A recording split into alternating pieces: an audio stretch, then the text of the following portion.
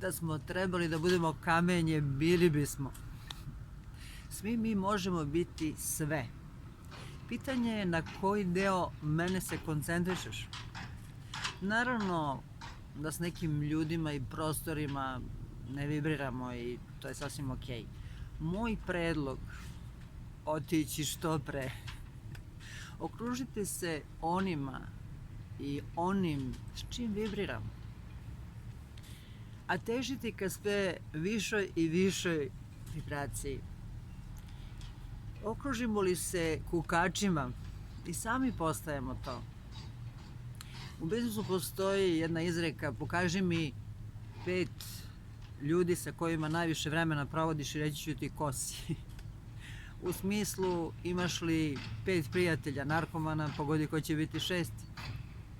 Imaš li 5 prijatelja milionera, pogodi ko će biti 6. Ja sam prošle godine mogla samo da sanjam da će mi najslavnija jedrilica ovih prostora, slavna Crvena Nadora, biti dom, makar i na bar dana.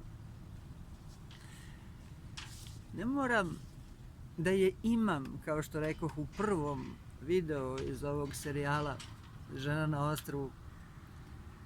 Ne moram da je imam da bih je osjećala kao svoju, da bih imala taj osjećaj zbog koga sve u stvari i radimo.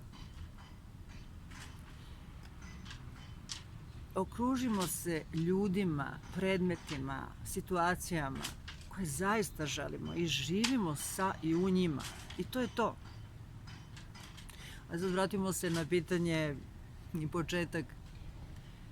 Koji deo mene vidiš? Ako neko će reći ti si tako radosna, vesela. Neko drugi će vidjeti neki sasvim drugi deo mog bića i to je opet okej. Šta god on ili ona videli, ja samo znam da ću sada citirati mog poznanika iz Uvale Srebrna, Nigela. I enjoy to be me. Ja tako uživam da budem ja.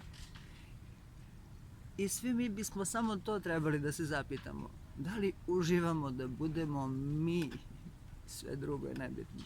Nije sramota uživati u tome ko si. Naprotiv, to je jedini način kako se može zaista prosperirati i zaista napraviti nešto dobro u životu. Uživajte.